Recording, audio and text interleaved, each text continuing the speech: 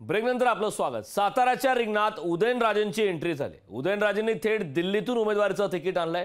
राजेंच्या उमेदवारीमुळे साताऱ्याच्या वेशीवर समर्थकांनी जल्लोष साजरा केलाय।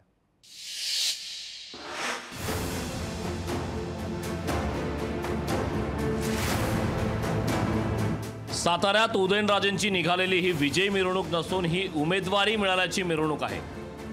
साताऱ्यातून उमेदवारी मिळाल्याचे स्पष्ट संकेत मिळाल्यानंतर उदयनराजेंची ही अशी जंगी मिरवणूक काढण्यात आली होती। राज्यसभेचा 2 वर्षाचा कार्यकाळ शिल्लक असताना आता राजे पुन्हा लोकसभा निवडणुकीच्या रिंगणात उतरणार आहेत।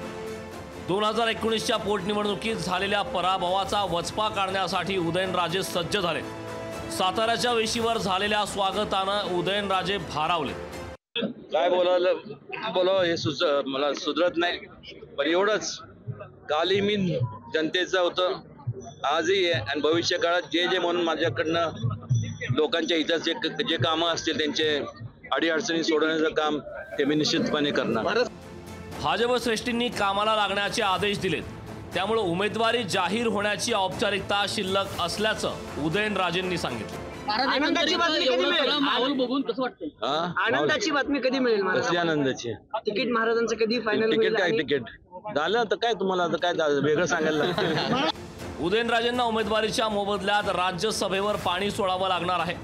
उदयनराजेंऐवजी आता राष्ट्रवादीचा उमेदवार राज्यसभेवर जाणार आहे। राजे लोकसभेच्या रिंगणात उतरलेत, ते 2019च्या पराभवाचा वचपा काढतील का हे पाहावं लागणार आहे। इम्तियाज मुजावर, लोकशाही मराठी, सातारा।